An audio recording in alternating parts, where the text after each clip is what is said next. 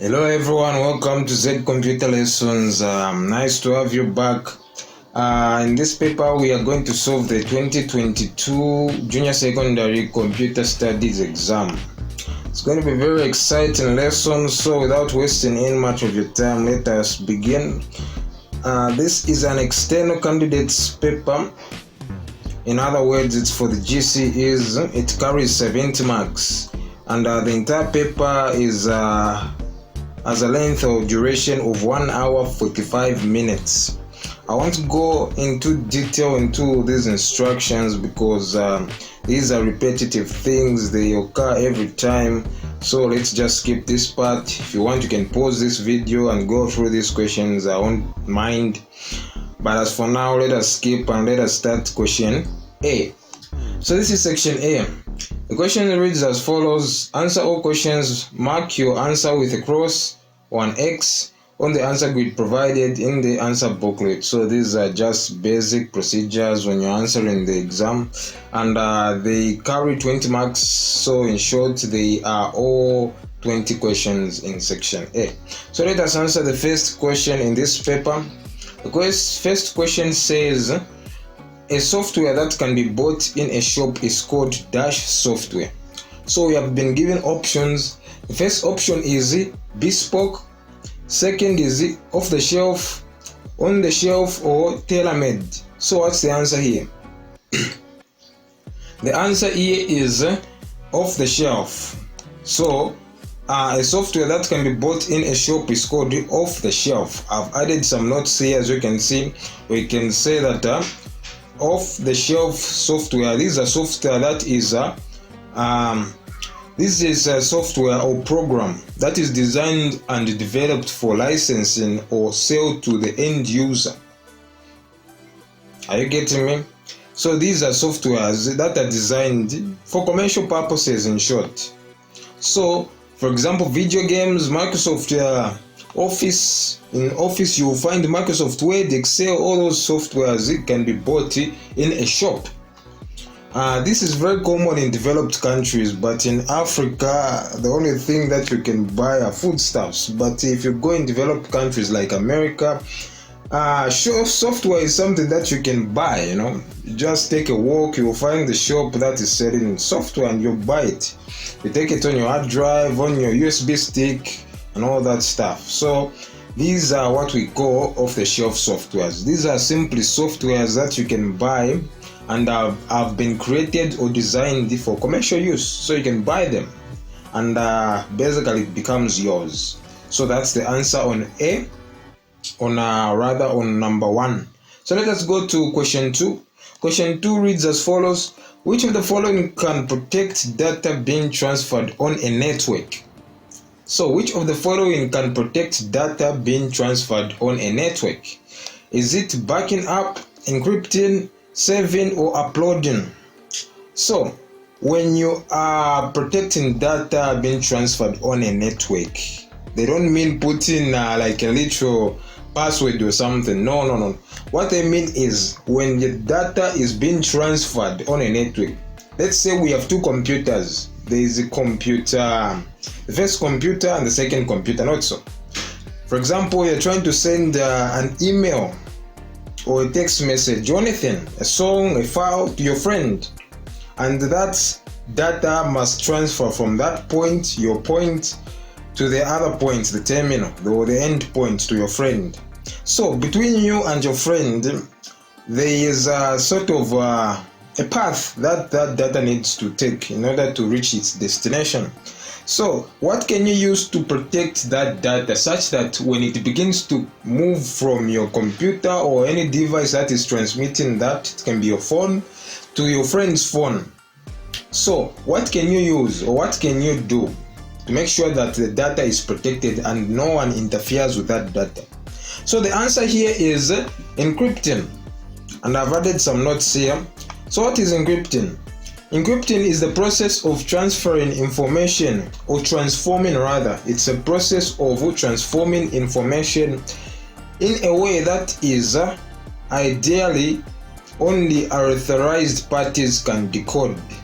What this means is simple as this. So when you encrypt your data, This means that only the person who is receiving that data is able to understand the content or interpret it. So if anyone, let's say someone, as you are sending your data, captures that data as it's been transferred, and he tries to open that and try to interpret or read what's been sent, they'll only see symbols that don't make sense. Only the person who is receiving that data is able to interpret that or decode that information. For example, you're sending your name. My name is Chilufya. So let's say I write a text message, Chilufya. So when I send that text message and someone tries to interpret that, they won't see the letters Chilufya. They will see like forward slash, dot, dot, comma, all those symbols that don't make sense. So that's what encrypting does, okay? So the answer here is B. So let us move on to question 3. This is question 3. How many bytes are in the code 10110011? So how many bytes?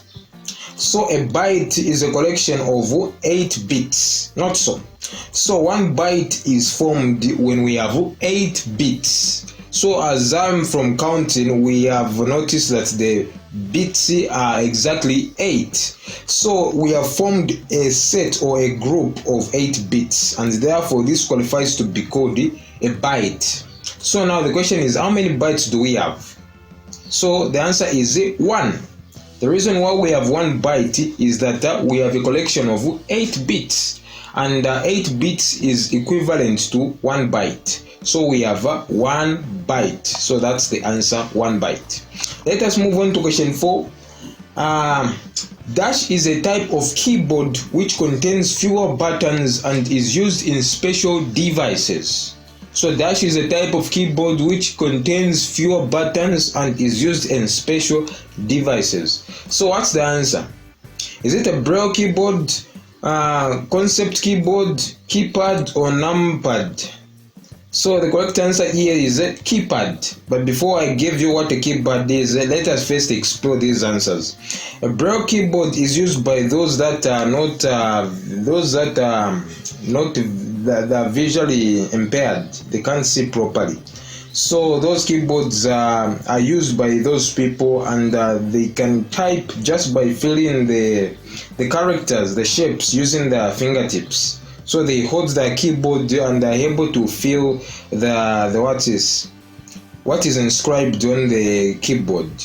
So that's the Braille keyboard, and that's not the answer for this part. So the correct answer is a keypad. This concept keyboard, I don't even know what it is, but the keypad is something that you are familiar with. So what's a keypad?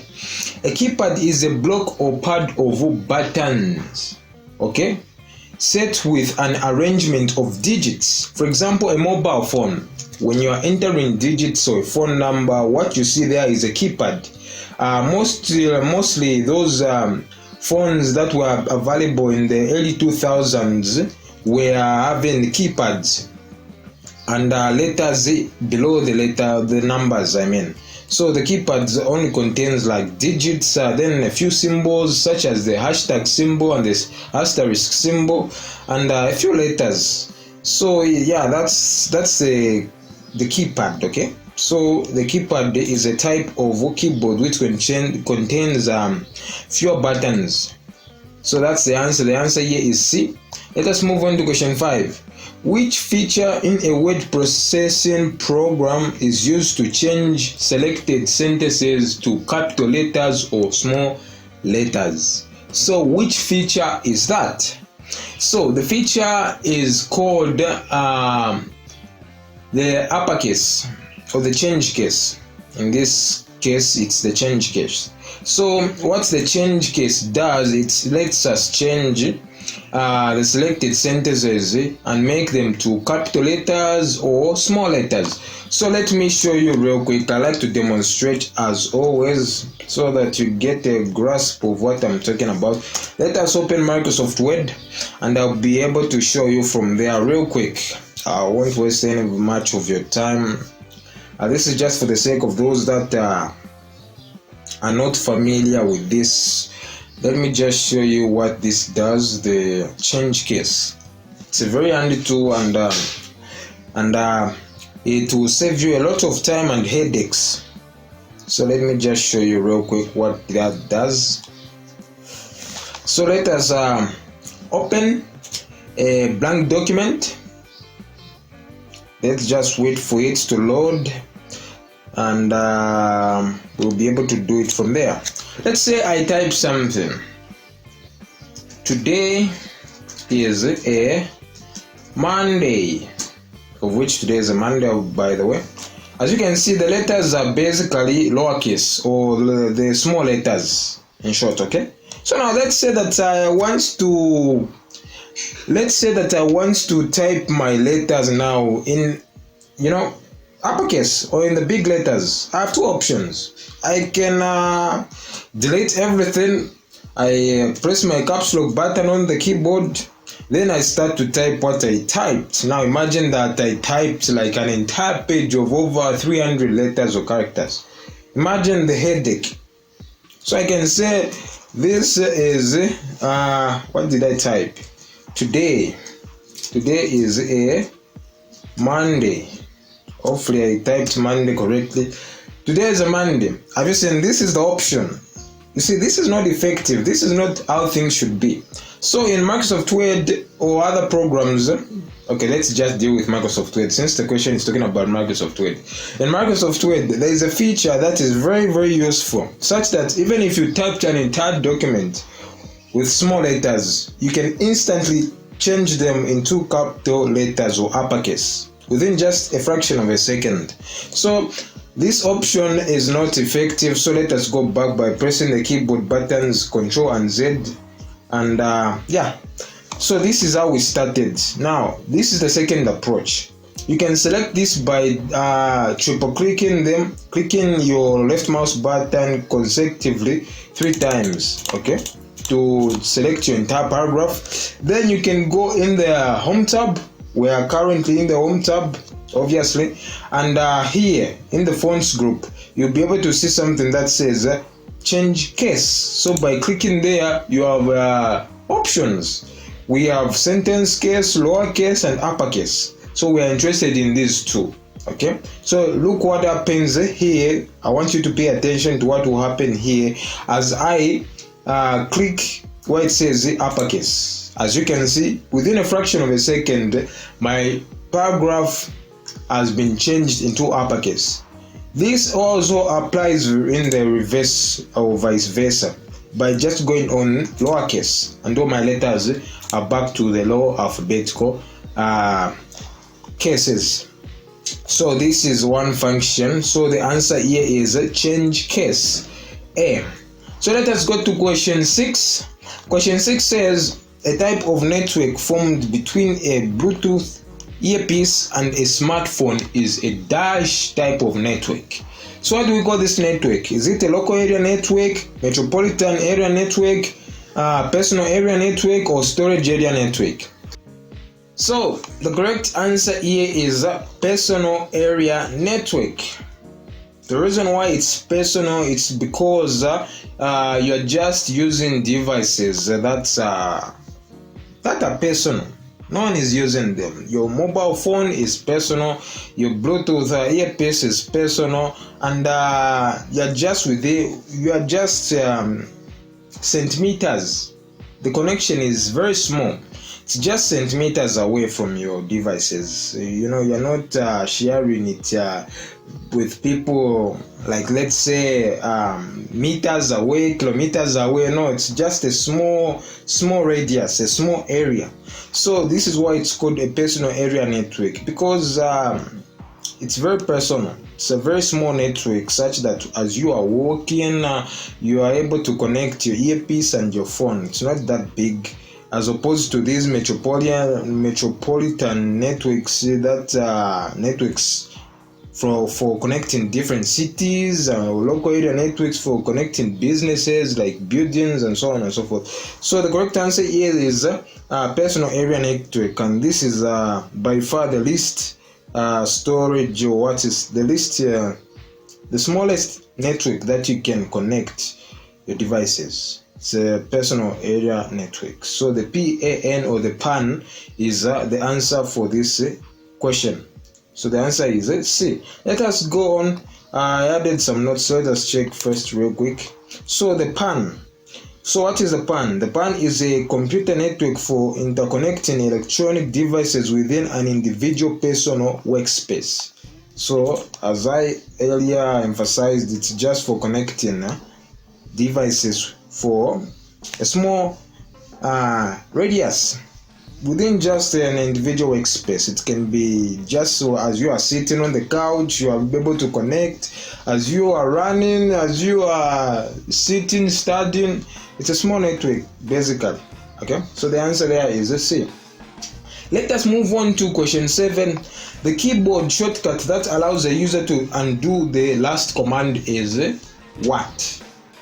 As we did last time, as I'm from opening Microsoft Word, you are able to see that I used the shortcut just moments from now. So who can recall that shortcut? The shortcut is Control Z. If we are using Mac OS or an Apple operating system, it will be Command Z, but since this ECZ exam is based on Microsoft or Word or Microsoft Windows operating system rather, so we have the Control Z. So the Control Z allows us to undo a previous or last command. So I won't emphasize on this one, I have already explained here. Let us move on. Let's see first the notes.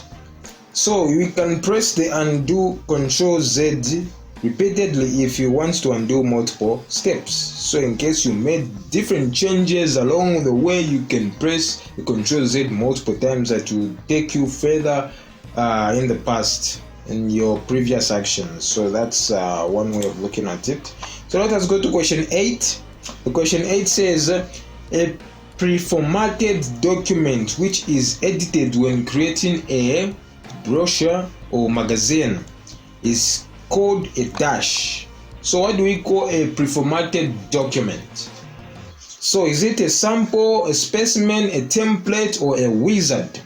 If you have been watching my practicals, I'll share a link somewhere in this video. If you have been watching the practicals that I've created on this channel, you'll be able to get familiar and know the answer straightforward there, that the answer is the template.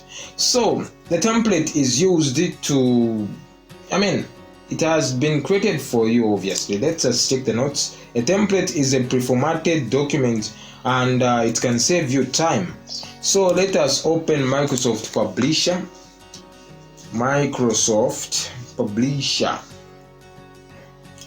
So let us just type Publisher in short. Microsoft Publisher. And I'll show you what they are talking about. So this is Microsoft Publisher, not so. So everything that you see here, have you seen, other than this blank, I don't know if it's called a document. I'm not used to using Publisher. Okay, let's just say document. Apart from this document, all these that you are seeing here, have you seen, they are looking decorative, they have been pre-formatted. These are what we call templates, not so. So we can choose templates for different purposes. Let's say you are making a banner, you can use this template. You are making a award certificate, you can use this one. Brochures, you can use this one. Business cards. Since the question is talking about brochures, let's just open this one that's talking about brochures, and it will be able to load. Let's just give it a moment. And as you can see, it's giving you a list of brochures, inbuilt templates that are relating to brochures. So we can choose different types. There are numerous. Let's just go with this one, and let's go and create. And you find that they saved you a lot of time. Instead of you making the structure for your publication, it is done for you. All you have to do is change the text, and it's just like magic, as simple as that. So as opposed to from starting from scratch, a blank document, you're able to start with everything done for you. So let's just give it a moment and you see. Have you seen? This is what I'm talking about. All you have to do, my friend, is just change the text, the placeholders. In short, just change the text and you're good to go. So this is a template. As you can see, you can change here where it says business name. You just write your business name. Let's say Chilufia. Chilufia's what? Chilufia's what? I don't know. Chilufia's bakery. No. I can't spell bakery. Let's just say Chilufia's I don't know, man. Okay, let's just leave it the way it is. Chilufia, whatever. So this is a template. In short, it allows you to change basic details. You can put your business names, your addresses, your cell phone numbers, and all that stuff, your contacts, description of your business, and all that stuff. I mean, it's very, very, very straightforward. So that's the function of the template. It is a pre-formatted document which can be edited when creating different documents such as brochures or magazines. Let us move on to question 9. Which of the following is not a benefit of introducing computers in a company? So the answer has been stated for us. It increases the what? So which of the following is not a benefit? So the key word here is not a benefit. So let us look at the options. It increases the number of workers. Is this a benefit? Let's check the next one. Production levels. Does the introduction of computers increase production levels? Revenue levels, skills of workers. So which one is not a benefit? Which one is not a benefit? Is increasing the number of workers a benefit? I don't know. Maybe for job creation it's a benefit. So this is a benefit. Production levels, this is a benefit, not so. Increases the skills of workers. Does the introduction of computers in a company increase the skills of workers? So this is a benefit. Revenue levels, it's also a benefit. Production levels, I don't know. Let me know in the comment section. I don't know the answer for this part of the question. The question is very confusing because if we say it increases the number of workers, this can be both a benefit and a disadvantage. It can be a disadvantage in that the company will spend more on the workforce, okay? And it can also be a benefit if you look at it in terms of job creation. Production levels increases, yes, it increases the production levels because you don't need a lot of humans and you automate a lot of things. So I don't know. I leave this one onto you. You can share it with me in the comment section. I don't know the answer. So let us go to question 10. In a spreadsheet program, which function adds up values in a range of cells? So in a spreadsheet program, which function adds up values in a range of cells? Is it the average function, the count function, the if function, or the sum function? So as I said prior to these questions, I've created the videos on this channel that talk about Excel and PowerPoint. So for this question, it's talking about a spreadsheet program, which is Microsoft Excel. So you can feel free, I'll share again a link in this video somewhere and you'll be able to check it out. So if you have watched those videos, you shouldn't find problems answering this question. The answer is the sum function, because sum is all about adding values. So the sum function is used to add values in a range of cells. Okay, and let's see the notes that I've added. Functions help reduce typing errors. For example, you can see here, this is an example of a function. We are adding data starting from A2 to A6. Not so. As you can see, this is a very elegant function as opposed to this one. By the way, they all do the same thing, but you can see, compare and contrast. You assess the pros and cons, and you'll find that the first one is better than the second one, because the second one you are prone to making errors because it involves lots of typing, and as opposed to the first one. So as you can see, the answer is the sum function for question 10, which is D. Let us move on to question 11. A software that is used to find information on the internet is called a dash. So what do we call the software that is used to find information on the internet? For this question, you must be very careful, in that you can be very misled or confused between the two, the search engine and the browser. Somehow they seem to be similar, or they are doing the same thing, but trust me, they are very distinctively different from one another, and I'll explain to you in just a moment. So the answer here is the search engine. Okay, so the search engine is a system that provides hyperlinks to web pages and other relevant information on the web in response to a user's queries. I think this one is very technical. This is why I offer a simplified version of the answer. So in other words, the simplified definition of a search engine is that it is a software program that helps people find information they are looking for online using keyboards or keywords, in short, keywords or phrases. For example, you can search a keyword like, let's say, closest restaurants nearby.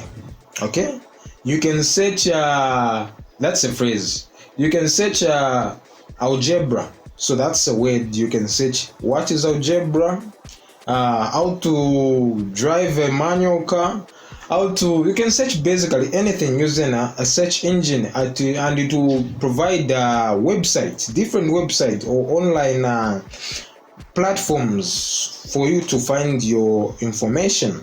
So basically, a search engine is just a piece of software that helps you find information on the internet or online. Okay, so that's the answer. But what about the web browser? Let us look at the web browser. I've added notes about comparing between a web browser and search engine. So let us look at what the web browser is. A web browser is a software application used to retrieve data from web pages. Okay, so a web browser is just a software that is used to retrieve. Imagine you search something online using a search engine. Not so. For example, the search engine that is widespread and popular is Google. So let's say you search something on Google, you search it. So now, what you search on Google are only the results of your search. So now let's say you want to download something. Let's say you're buying something like a software or a video or any file. That file needs to be stored, not so, or it needs to be retrieved from the internet to your hardware, such as your phone or the PC. So when you search for something using a search engine, what you search for won't be stored in the computer. You need some other software that can store what you are searching for, or what can collect or retrieve that data you have searched. So that's where the web browser is. So the web browser is a software, they work together. So in a web browser, you'll find different search engines that you can choose from. And whatever you search for, you can retrieve it using the web pages. So the web browser only organizes what you search for, not so.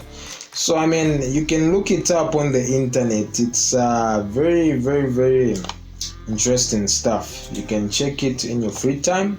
So let me just open a browser, Google Chrome, and you'll be able to see what I'm talking about. So this is Google Chrome. This is the web browser I'm talking about, and As you can see, this is Google Chrome and it's using the search engine called Google. So you can type anything, and basically whatever you type will be presented inside this web browser. And when you go in the settings and you go where it says I think it's in the advanced settings, you'll be able to change which search engine. As you can see from here, you can change the search engine by left clicking, and you'll be able to see that you're using the search engine Google. Yeah, you can change the search engine by going here where it says so when you go where it says search engine, you're able to change manage search engines. So as you can see, there are multiple search engines that you can choose from. You can choose this one, the default one, which is Google. You can choose the one designed by Microsoft, which is Bing.com or Yahoo. So there are different search engines that you can choose from. So as you can see, a web browser is very, very useful when managing these kinds of things. So let us go on to question 12. Let's go to question 12. What is the other term for website address? So what do we call the other name for website address? So the other name is the URL, the Uniform Resource Locator.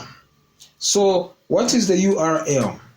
So the URL is just like an home address for your home. Okay? A web address organizes information about web pages, location in a predictable way.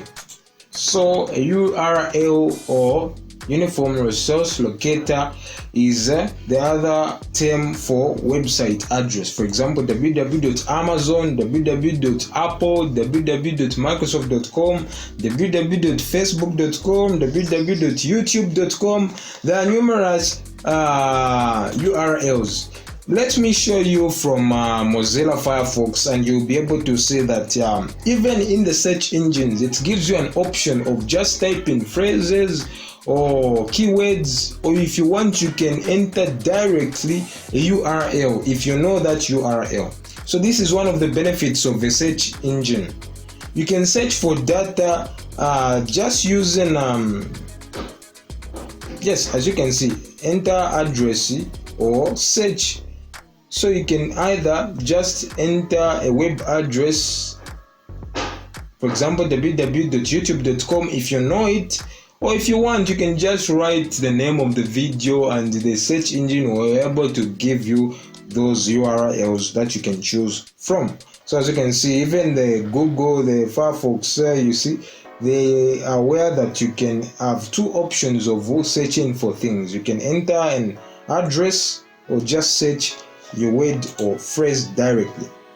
So the answer is Uniform Resource Locator A. So let us go to question 13. Multimedia applications are used in the following except. So multimedia applications, these are applications that are used to present data in different formats.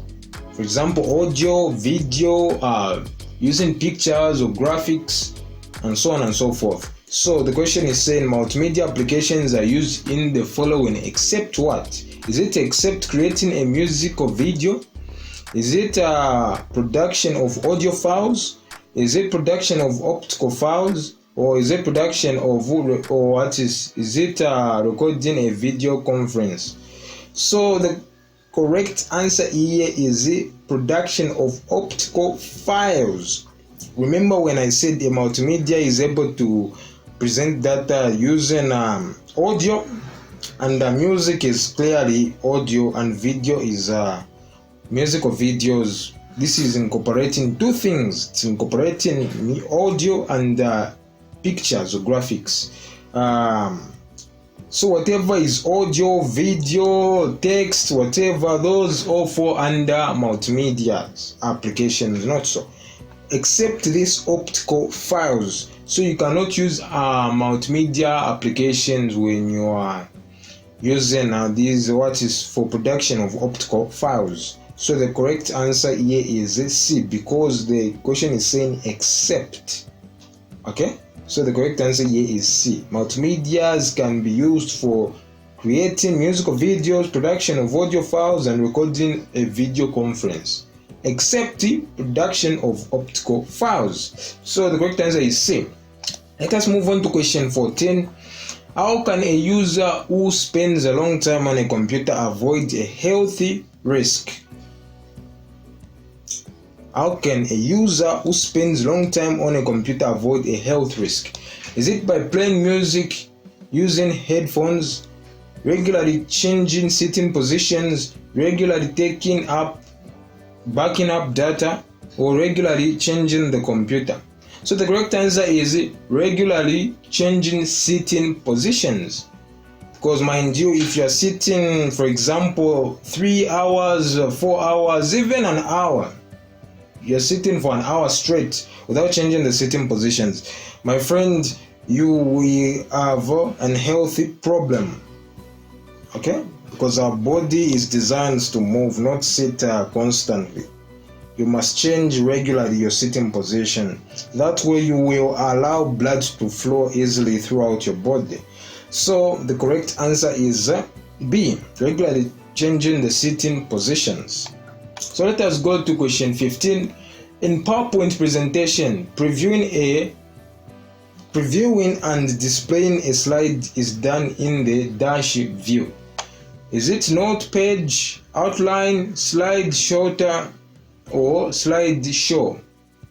The correct answer is slideshow. So in the slideshow, you are able to preview and display of slides. Okay, so the answer here is C. Let us move on to question 16. Computer actions such as calculations, changing of font colors, and deleting of text are examples of what? Is it an example of application, elements, processing, or publishing? The correct answer, my friend, here is an example of processing. Mind you, calculations is also falling under processing. Changing of font colors. For example, you are changing your text into blue, gray, whatever. All that is processing. Deleting of text is also falling under processing. So therefore, this is the appropriate answer. That is processing, C. Let us go to 17. The following are types of operating systems except single user, real-time, multitasking, end user. So what's the answer? The following are types of operating systems except what? So single user is an example of operating systems such as Microsoft Windows. You're able to use your laptop on your own. It doesn't take 3 or 10 people to operate a laptop. No, only a single user. So it's an example of an operating system form. Real-time, it's also an example.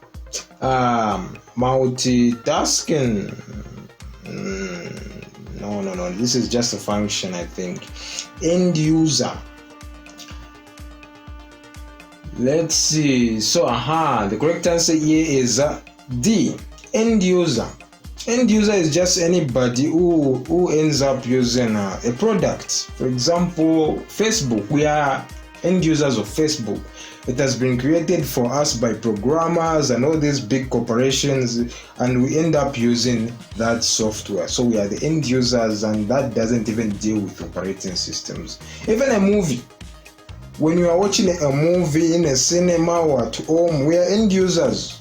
But does watching movies relate to operating systems? No. So this is why this is not the answer, end user, except end user.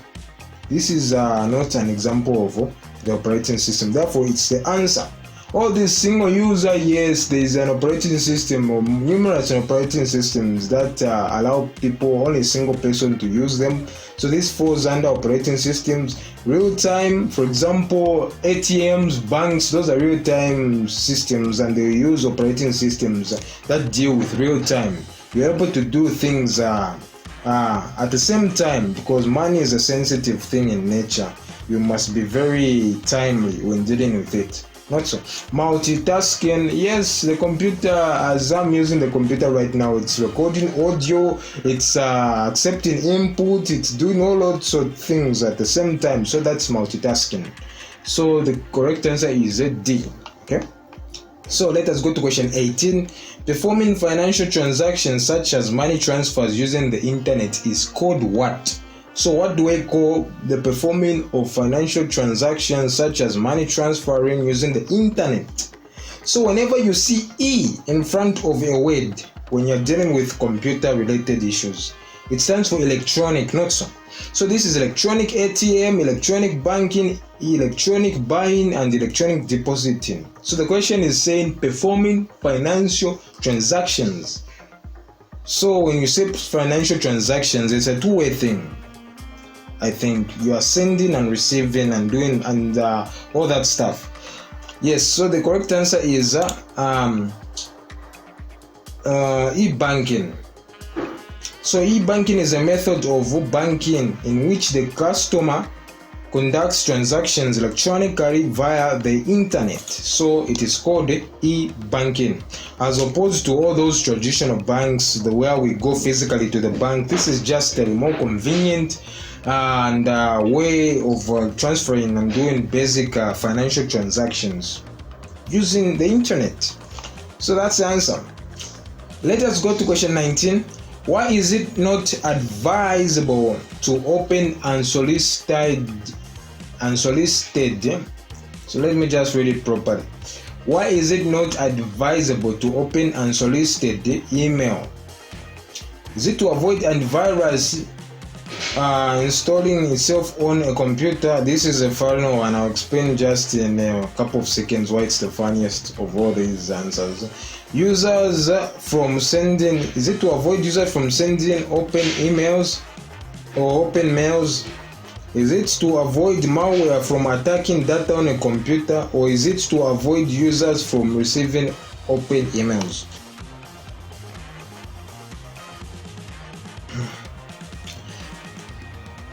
So the correct answer here is that it's to avoid malware from attacking data on a computer. So malware is any malicious software that can mess up your data. Okay? It's not a good thing to have in the computer. It messes up your data. It's a form of virus, but it's very malicious. You don't know how it may affect your data. It's a very, very, very misleading piece of software. So that's the answer. It's to avoid malware from attacking data on the computer. I mean, this can't be the answer A, because an antivirus is a good thing. So if an antivirus installs itself on a computer, that's a plus for me. So that's why this is not the answer. The only answer is we do not advise opening such unsolicited emails to avoid malware from attacking data on the computer. So the answer is C. So let us move on to the last and final part of this section A, question 20. How are signals and information from a computer displayed for the user to see? Is it through the keyboard, monitor, speaker, and or viewer? Wow, the last one doesn't even make sense. So the answer is the monitor. So the monitor is able to show us what's in the computer. So this is a good thing, because if you are aware, by the way, we have two types of interfaces. We have a GUI, the graphical user interface, and the command line user interface. So this is how a command line interface works. You are only able to see text. So you enter and operate your computer just by looking at this. You have to memorize all the commands. If you want to open a file, there's a certain commands that you should enter to open a certain folder and all that stuff. If you want to delete stuff, there's a command that you need to do that. And this is very, very hectic thing to do. Okay, so this is a type of command line interface. But this interface we are seeing, where we are able to see these icons, pictures, menus, and all that stuff, that's the user interface. the graphical user interface, you're able to see things graphically using pictures or visual cues, not so. So that's where the monitor comes in. The monitor is a very handy thing. It helps us to see signals and information from the computer, and they're all displayed on the monitor for us to see. So therefore the answer is the monitor. So it's an output device, the monitor, and it allows us to see information and all that stuff. So thank you so much, and if you've made it this far, thank you. I appreciate you. You're a wonderful audience. Trust me, I mean it when I say it. You've been a very pleasant audience. Thank you if you have made it this far, all the way to question 20. So without wasting any much of your time, let us jump right into section B. Alright, this is section B, and it carries 20 marks. There are 15 questions in this section. Answer all questions in this section by using one word or short phrase. Question 1 reads as follows: a monitor must be switched off after the dash switches off. So the monitor is the screen. So only after the system unit is switched off, that rectangle thing in case of the desktop computer, that brain, you say the brain or the whatever, yeah, only after when that is switched off, that is when you are able to switch off the monitor. Because you might be surprised that when you switch off the monitor first, it may have something that needs to be addressed. Maybe whilst you are switching off the computer, it will say you have unsaved work, and when you start first by switching off the monitor, you won't be able to see that. So you have to make sure that the monitor is always on, so that when the system unit switches off and you find that nothing is displayed such that you haven't saved this work or this, no issues, that's when you're able to switch off the monitor. Because the monitor can show you some important information, and when you switch it off first, you might miss out on that information and you might lose up your unsaved work or any other important stuff. So only after the system unit is switched off, that's when the monitor must be switched off. So let us go to question 2.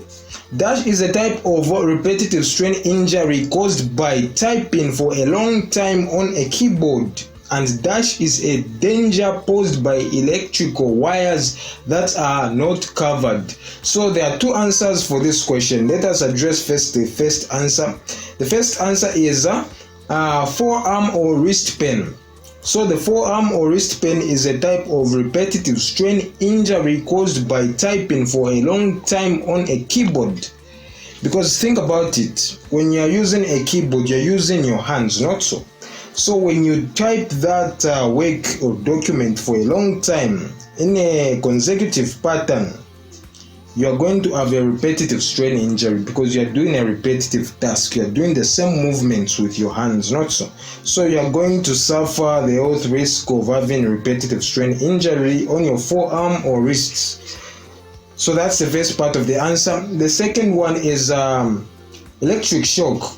So electric shock is a danger posed by electrical wires that are not covered. So when you don't cover electronic wires and you're using a computer, you might have electric shock and you might die. Yes, you might literally die. No more. So that's danger. So you must be very careful when dealing with computers. I know they might be very exciting and interesting, but I mean, come on. Your health is very, very important. I mean, who's going to use that computer if you get shocked with electricity or some other thing happens, you know? So health first, okay?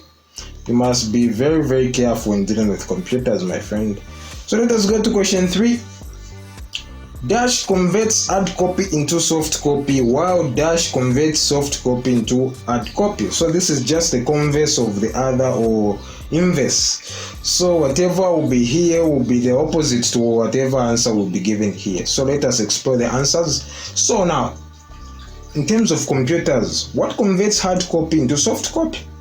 So before we answer this question, let me explain what hard copy is and what soft copy is. In that way, you'll be able to determine on your own the answer. So hard copy is whatever is on a physical material, such as a pen, paper, okay, or any card, anything that is on a tangible thing that you can touch. For example, you have typed a document, a test, and it's on a plain paper. That is hard copy, my friend. Soft copy is whatever is stored electronically on a machine or in a computer system, such as your documents on a computer, a file, so that's soft copy. So now the question is saying, what converts that hard copy, whatever is on a physical paper, such as a plain paper, into the computer? So the answer is a scanner. So a scanner is the device that converts hard copy into a soft copy. What of a device that converts the soft copy or the things that are on the computer onto a hard copy, such as a plain paper? The device or the peripheral for that is the printer. So as you can see, I've added some notes here. So the scanner is the one that converts hard copy into soft copy, whereas the printer converts soft copy into hard copy. As simple as that. Let us move on to question 4. A crime of harassing, mocking, or insulting others using the internet is called what? So what do we call that crime? So that crime is called cyberbullying. It's a very, very bad thing. You as my subscriber or the viewer can be cyberbullying me as we interact on this in this channel. Maybe you notice that Mr. Nsofa likes to say he likes to say the word so much, and you start to cyberbully me and start writing messages like so and something, just to evoke some sort of emotional distress and all that stuff. So cyberbullying is not something that is allowed, and it's a crime for that matter. You can go to prison, by the way. So what is cyberbullying? Cyberbullying when someone uses technology such as a mobile phone, a laptop, or any forms of technology to harass, threaten, or embarrass or target another person. That's what we call cyberbullying. So that's a bad thing. You should refrain from that. Trust me, it gets you nowhere. So let us go to question 5. Dash is a computerized teller station in a supermarket where customers pay for goods. So what do we call that computerized teller station? It's called point of sale system, or POS. So that's what we call that. So it's basically allows you to make payments on the market without using physical cash. So POS, point of sale systems, and so on and so forth. You can go more. I won't go into in depth of that. You can do it. Let's go to question 6. The 3 elements of font used in desktop publishing are dash, and font size.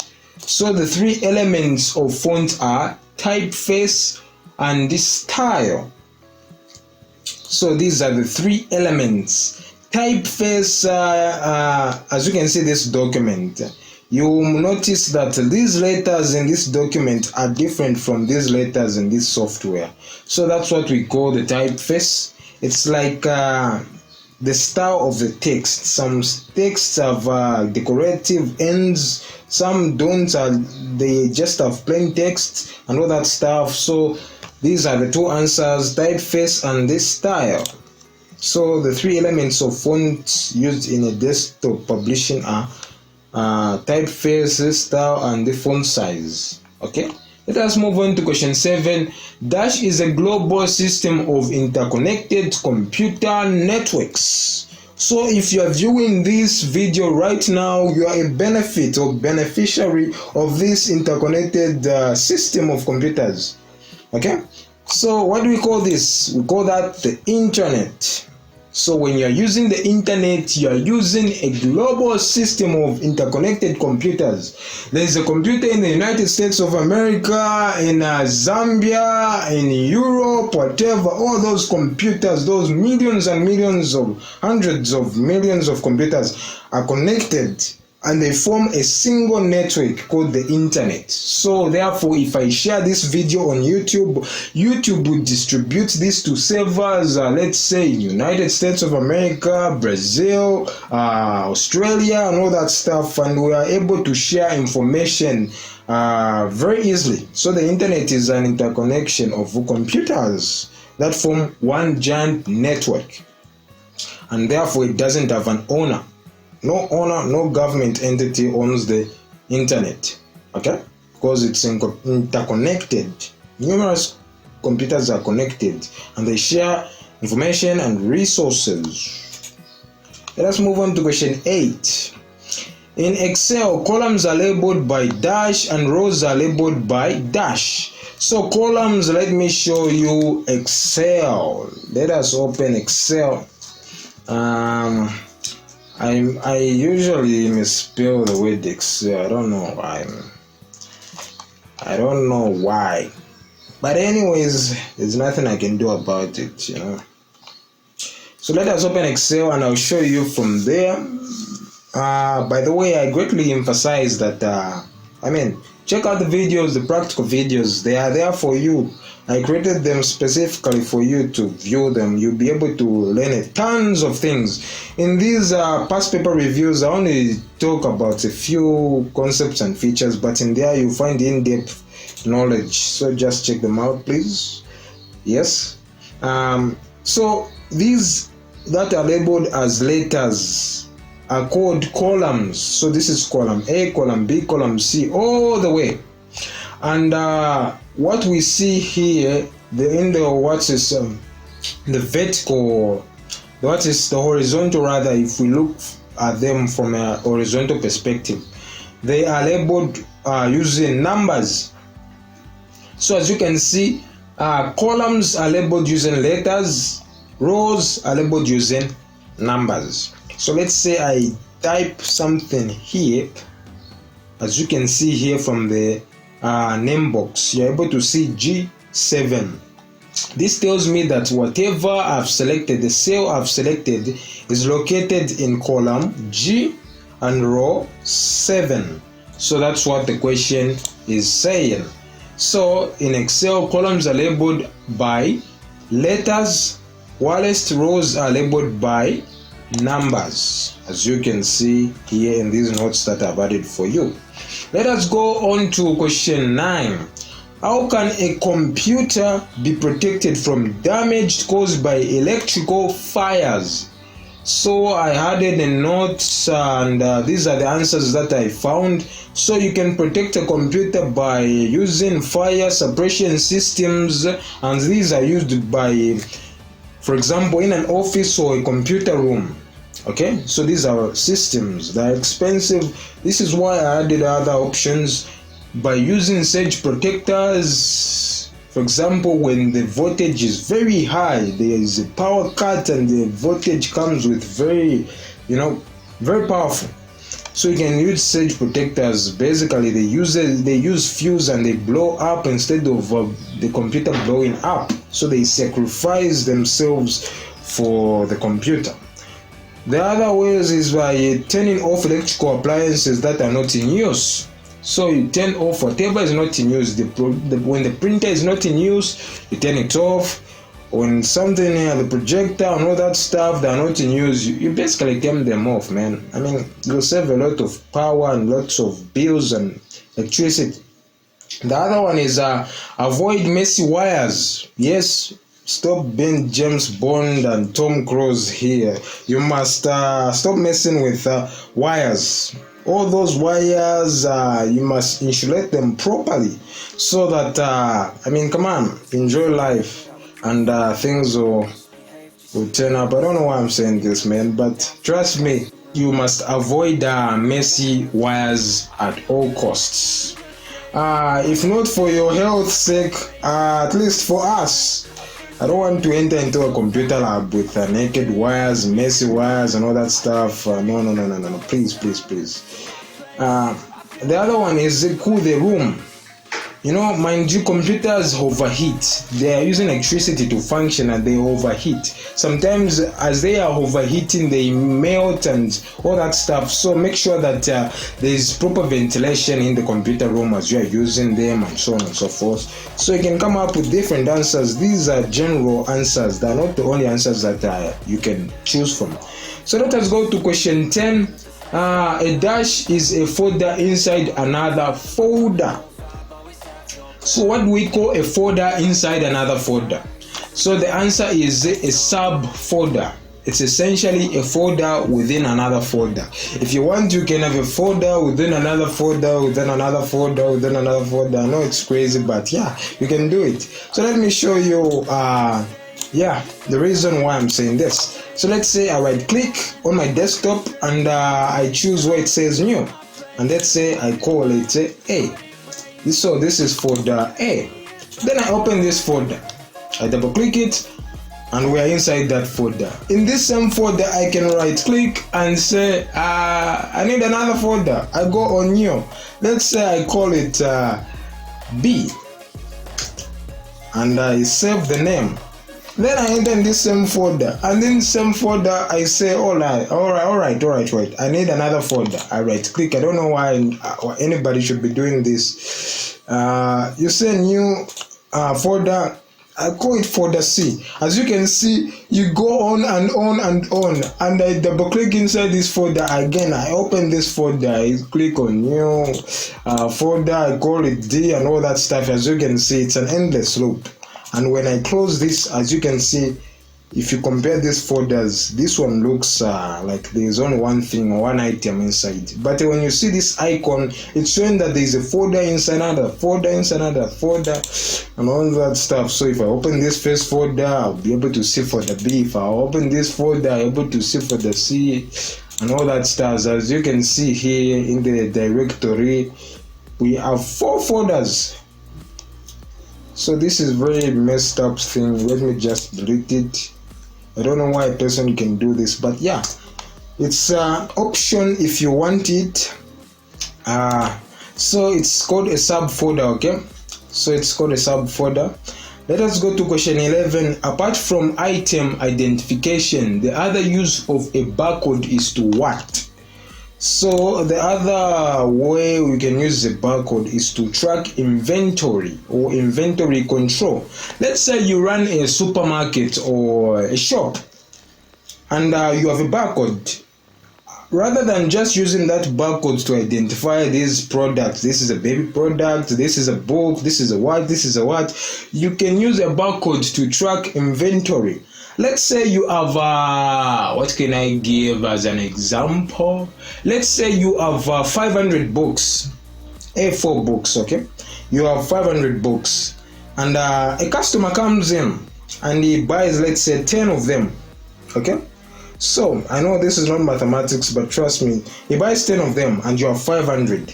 So, what that barcode will do is that it will subtract 10 from those 500 that are in stock, and you'll be left with 490. So as you can see, instead of physically or manually going to count which books are left and all that stuff, the barcode can do that for you. So other than just identifying products that this is a book, this is what, this is food, it can also count in the background. When the customer buys items from the shop, it will subtract, and the system will be able to update itself, and it will show you that, oh my god, we are left with 1 book in stock and we need to restock the store and all that stuff. And everything just is very efficient that way. So that's the answer. It's used for inventory control.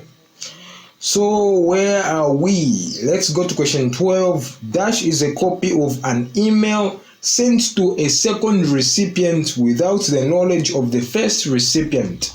So the correct answer here is blind carbon copy. Yep, that's the answer, blind carbon copy. So you can Google this one. I won't go in depth. Yeah. I recently just understood this one, but I'm not quite sure of how to explain it further. But you can Google it. You'll be able to find interesting stuff on the internet. So that's the correct answer, blind carbon copy. So it's a copy of an email sent to a second recipient without the knowledge of the first recipient. By the recipient, it means the person who is receiving that email address. And all that stuff, and all that stuff, and all that stuff. Let us go to question 13. In a spreadsheet, this symbol, the sigma symbol, is used for dash, while the binocular icon there is used for what? So I added notes. The sigma symbol here is used for auto sum, whilst this icon here is used to find and select. So let us go in a spreadsheet program, the Excel, our beloved Excel program, and we'll be able to see this icon here. Have you seen this bad boy here? Yep, this is the auto sum icon, and as you can see, it automatically adds what is. It allows us to automatically add values in selected cells. As you can see, if we have this, it has even given us a demo or demonstration. For example, we have in this cell there is a 3, in this cell there is a 6, 5, 5. We can add them using just this function. And this is the shortcut alt plus the equal to some symbol or sign. That's the shortcut. So you just type alt plus the equal to symbol, and it allows us to add data in selected cells. So that's the auto sum symbol. And if we go in the home tab, we are able to see the find and select. I'm not sure if we are able to see the binoculars here. Let me press the F or the Control F, and yeah, so this is the find and replace. Yeah, you can research it, and you'll find interesting stuff. So that's what these symbols mean in a spreadsheet program. So let us go to question 14. A network which connects computers in 3 towns is called a dash network. What do we call that type of network? So that type of network is called the metropolitan area network. So for example, if you have town A, town B, and town C, let's say you are a franchise, a business such as McDonald's and all that stuff, ShopRite, Pick and Pay, and you have business centers in different towns. You can create a network in those towns so that you're able to share information easily. I mean, come on, this is not the 90s, the early 90s or 800s where you have to send someone, oh my God, we have, issues with this and that. You can create a network and you'll be able to share information instantly within just milliseconds. So this is a very effective way of sharing data, resources, and information. Just create a metropolitan area network and your business will be flowing like what's this? I don't know what I'm saying, just bear with me. So yeah, the metropolitan area network is something that is very, very useful. It is used to connect computers in 3, 10 or more towns. Okay, so let us go to the last and final part of this section, question 15. A device that is used by artists to produce freehand drawings is called what? So I'm an artist. By the way, I'm an artist. You can check my Instagram account, Chilfiansofa Official, and you'll be able to see different things that I create. I'm an aspiring artist as well, For your own information, FYI. So let us look at the answers.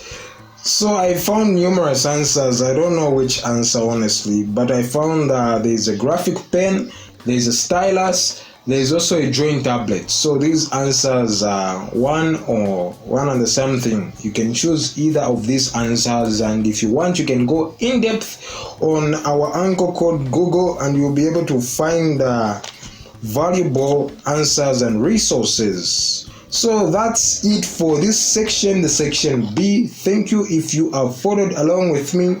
I know sometimes I can sleep and start to talk about some things, I mean, this subject is just wonderful. I'm telling you, I can teach for hours and hours and hours without feeling any loss of calories and so on and so forth. But yeah, thank you so much. And if you haven't yet subscribed, consider subscribing to this channel.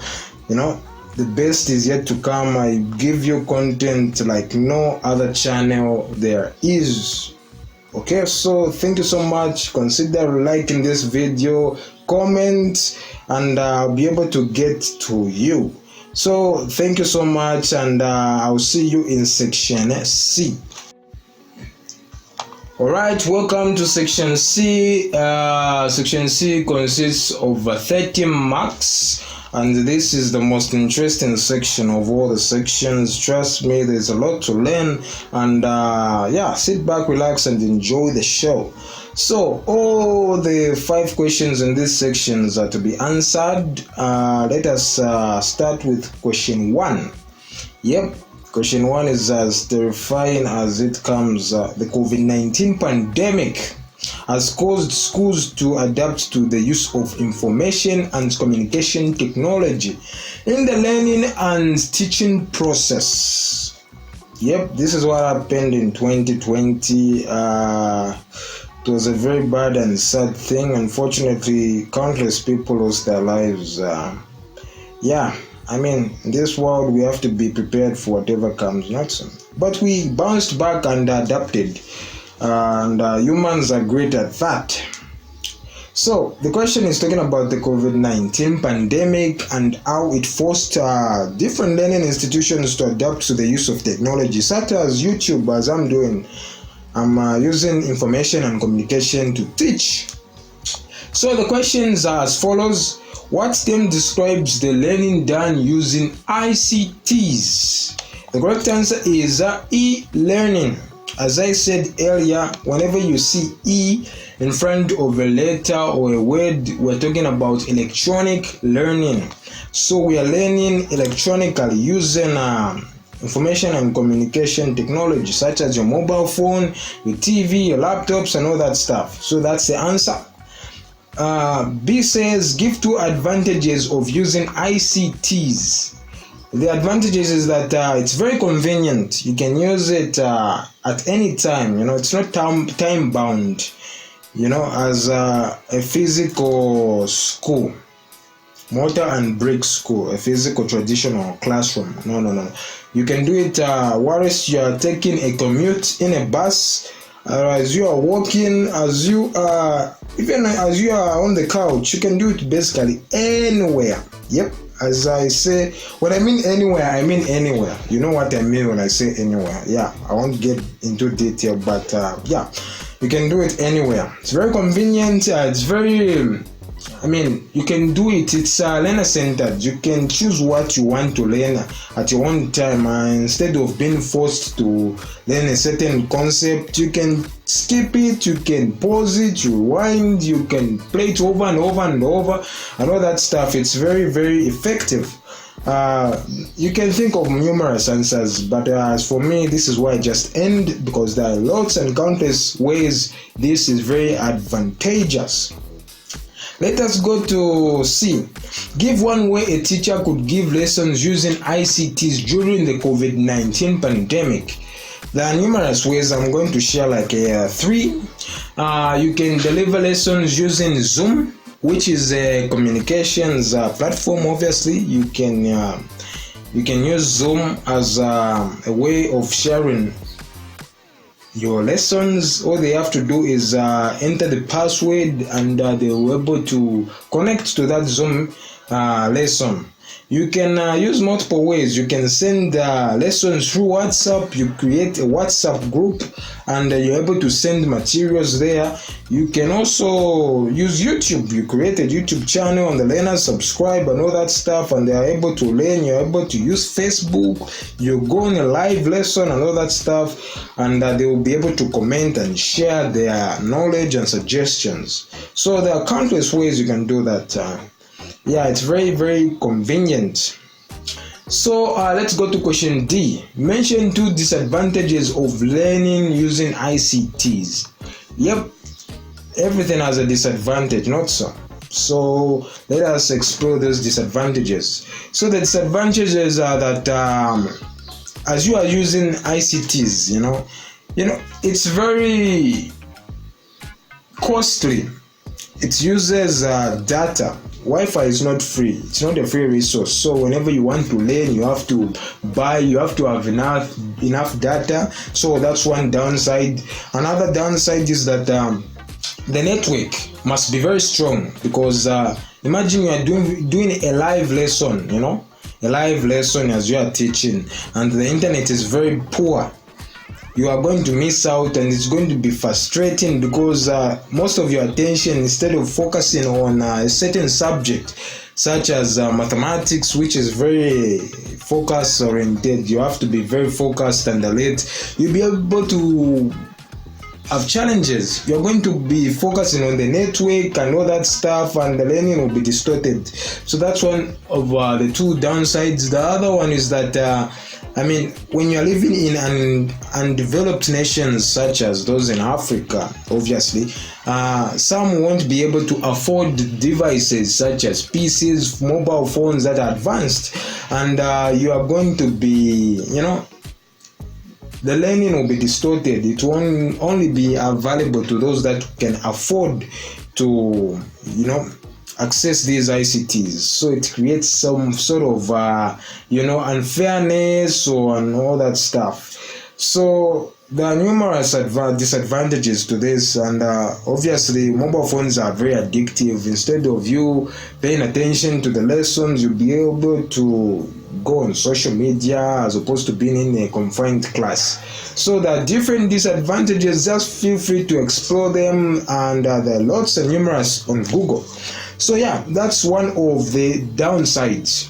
So as you can see, we are able to answer this question just from relating to what happened. If you're a student, just your opinion, your experience could help.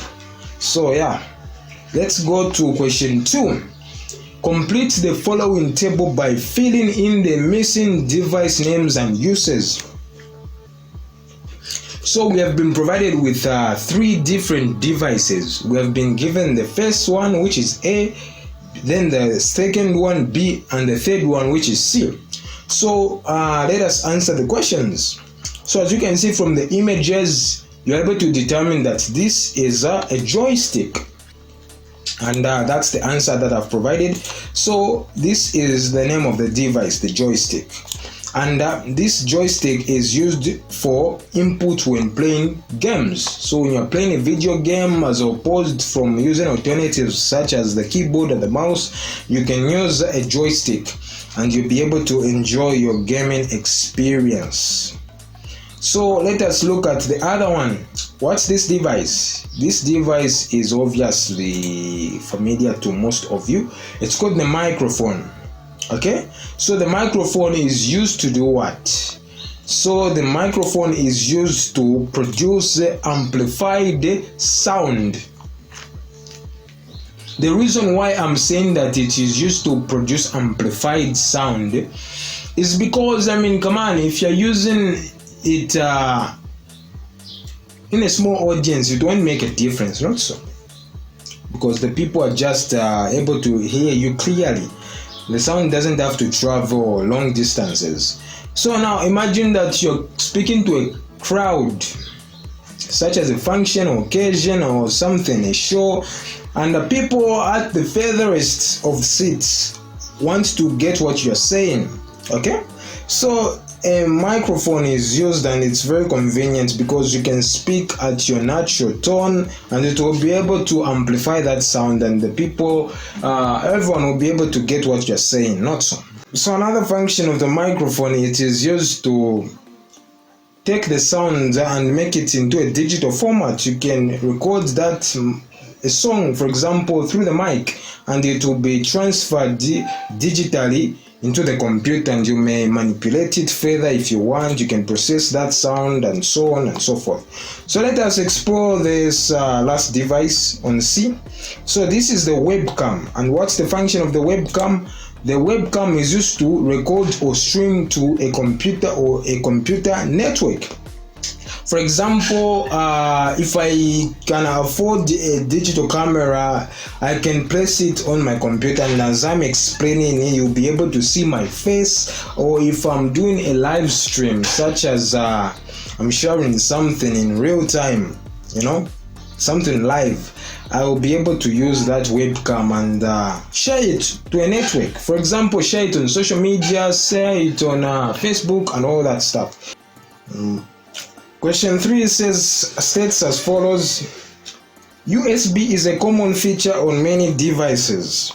USB is most common It's the most common type of technology that there is. Almost everybody born in the 2000s going forward knows what a USB is, okay, USB cable and so on and so forth. So this question is no brainer.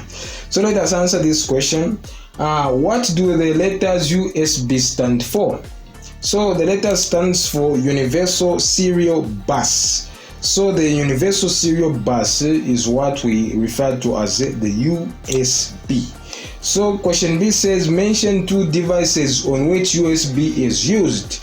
So the USB can be used on the smart TVs. Usually the TVs that are being designed and manufactured these days have a USB port. And you can use that port to connect USB sticks such as flash drives and all that stuff, all those peripherals. You can use USB for that, yeah, and it's very convenient. Another device are laptops. Yep, laptops. And laptops usually come with two USB ports, for your information, and they can be used to connect different devices such as printers and all that stuff. I mean, this is why the USB is called the universal. When something is universal, it means that it allows for a variety of options. You can connect a printer, you can connect a monitor, you can connect different things. You can connect external drives using a USB port, and it's very convenient. So those are the devices that I can think of. State two advantages of the USB. The USB is very advantageous in that it is used by most peripherals, and therefore it's very good. I mean, imagine if every device on the planet had its own port. If you want to transfer data into your computer, you have to have that specific cable or some form of interface or whatever. So the very fact that the USB is used by most devices, it's very convenient, and that is very, very good thing. You can use a basic USB cable to connect different and numerous devices. And another thing is that it's easy to operate. It's not very complicated to operate. Especially that the Type-C type of USB has been invented, which is, you can easily connect things. It's very easy to connect, despite the orientation. Even as you turn it, you can turn it whichever way, and you'll be able to plug it without any complication. So those are one of the advantages of using the USB port. So let us go to question 4. Question 4 states as follows. The following diagram shows an electronic pen fitted with several devices. As you can see, we have a SD slot, the ports, the microphone, the Wi-Fi port, the earphone jack, HD digital camera, high definition digital camera. So these are the questions pertaining to that type of device. The first question is as follows. Which part of the pen is for inserting a removable memory card? So as you can see from the diagram, which part in this diagram can be used to insert a removable memory card? So the answer is here, the SD slot. So the SD card can be inserted in this SD slot, and you can use that to retrieve, store data and useful information. So that's one way of looking at things.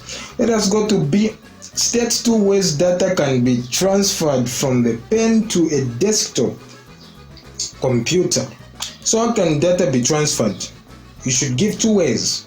So I can think of two ways. The first way is by using the said USB, the SD card. So when you insert the SD card in the SD slot here, the data can be transferred in the SD card, obviously, and you can remove that SD card and take it into a card reader, then insert it into a computer. So that's one way of transferring data. The other way of transferring data is by using Wi-Fi. you can transfer data using wireless means such as the Wi-Fi here, and the Wi-Fi port here just gives us an idea that we can transfer data wirelessly. So we can use the Wi-Fi obviously to transfer data. So these are the two ways you can use wirelessly, using Wi-Fi or using an SD card. So let us go to question C. What data will the microphone input to the pen? So what data will the microphone input to the pen? As we all know, the microphone inputs audio. So audio is what will be inputted into the pen. Audio data or whatever that is audible, that is using sound waves. So let us go to question D. Give one advantage of having a digital camera altogether with microphone on the pen. So what's the advantage of using the microphone and the digital camera, this HD digital camera? What's the advantage? As you may be aware, in order for us to have a video, we need to have sound and pictures, not so? So therefore, by having a microphone to capture the audio and the digital camera to capture the video part, we are able to record a video. So that's one advantage. We're able to capture video data. So that's it for this question. Let us move on to the last and final part of this 2022 external ECZ grade 9 past paper, and we'll call this a wrap. So question 5 says as follows. Many organizations use networks. Obviously, nowadays every company is an ICT company, an IT company. It's a software company. It's either the bank is developing its software for their payment systems, the shops for their commerce business. Everything is becoming digital nowadays, and many organizations are using networks. Okay, so the question is saying as follows on A. States 2 advantages of using a network. So what are the advantages of networking a computer? I can think of a lot. Didn't add notes here, so I'm just going to do it freestyle. So one advantage is that it allows for easy sharing of resources. For example, you have an office with 50 computers. Imagine that. So imagine if you had to buy 50 printers for different 50 computers. That can't be even financially, it's not even financially. It doesn't sound financially, there may be constraints for a startup or a small business. Not large companies can afford that, but it's not effective. You can just connect all those 50 computers alternatively, and alternatively connect all those 50 computers to a single printer, and all those 50 computers are able to share those or that resource. Another advantage is that computers obviously store data, not so. So imagine if those computers had different system units.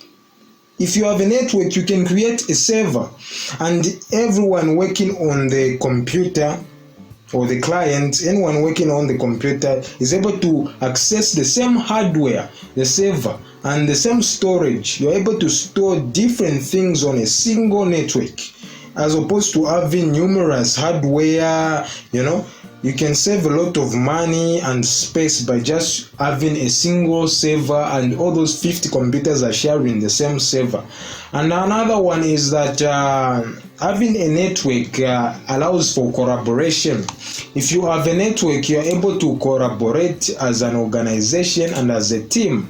For example, your friend wants to share something, you don't have to carry your USB cable and go and retrieve that, take it into your computer. No. All you have to do is share it through that network, and it's very convenient and time effective.